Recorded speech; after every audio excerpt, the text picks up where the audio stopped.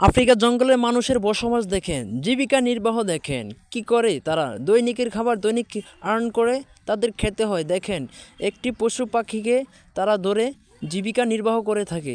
এখন রান্না করা হচ্ছে, এখানে সকল বন্ধুরা একসাথে মিলেমিশে খাওয়া হবে। এখন দেখেন কি একটা অবস্থার মধ্যে তারা জীবনযাপন করে। আসলে এদের জন্য কি আপনাদের একটু মায়া হয় না? যদি মায়া হয় দয়া করে চ্যানেলটি সাবস্ক্রাইব করে দেন। আর দেখেন এরা কি করে তাদের জীবিকা নির্বাহ করে থাকে। দেখেন পরবর্তী স্ক্রিপ্টের জন্য আছে। যারা ভিডিওটি ভালো লাগে তাহলে অবশ্যই একটি লাইক করে যাবেন। আর দেখেন তারা পশু পাখি রান্না করে কি করে খায়, দেখেন মজা করে খায়। তাদের জীবন জীবিকা নির্বাহ কিন্তু আসলে অনেক কঠিন। আমরা যারা সাধারণ মানুষ আছি দেশে বাংলাদেশে বসবাস করি, তাদের কিন্তু জীবন জীবিকা নির্বাহ অনেকটা সুন্দর, মাশাআল্লাহ, আলহামদুলিল্লাহ। আর তাদের দেখেন তাদের জীবন জীবিকা নির্বাহ দেখেন, তারা কতটুকু কষ্ট করে দিন আনে দিন খায়। আবার কী শাক সবজি কী খেয়ে বাঁচে এটা তারা নিজেও জানে না।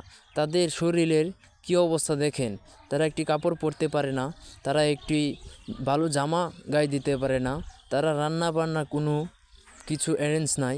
কীভাবে কী করে দেখেন বন্ধুরা, দেখেন কী অবস্থাতে তারা আসলে খাবার খাচ্ছে। তাদের জায়গায় কিন্তু তারা অনেক হ্যাপি। দেখেন কত সুন্দর নিজেদের মধ্যে তাদের বন্ডিং, এত সুন্দর বন্ডিং। আসলে আমাদের মধ্যে আমরা এত সুখে আছি, তারপরেও কিন্তু এত বন্ডিং নাই। আসলে অল্প খেয়ে যদি আমাদের সমাজে মানুষ একরকম থাকে তাহলে কিন্তু আমাদের সমাজ সুন্দর হয়।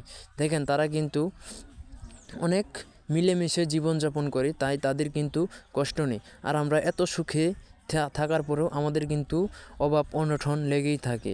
এজন্য সব কিছুর জন্যই আপনারা বলতে পারেন আলহামদুলিল্লাহ, মাশাআল্লাহ। আল্লাহ তাআলা আমাদের যেমন রেখেছে, অবশ্যই আল্লাহ তাআলা আমাদেরকে সুখে রেখেছে। যার যে অবস্থানে মানুষ কিন্তু সবসময় সুন্দর। আল্লাহ তাআলা সকলকেই যার অবস্থানে কিন্তু সুখেই রেখেছে, এটাই হচ্ছে বাস্তবতা। এজন্য বলতেছি নিজের জায়গাকে কখনো অবহেলা করবেন না, নিজের স্থানকে কখনো অবহেলা করবেন না।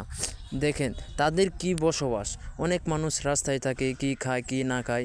আর তাদের দেখেন আফ্রিকা জঙ্গলের মানুষগুলো দেখেন আসলে তারা কিভাবে জীবিকা নির্বাহ করে থাকে। এগুলা দেখে কি আসলে আমাদের অনেক কিছু শিক্ষা নেওয়া উচিত।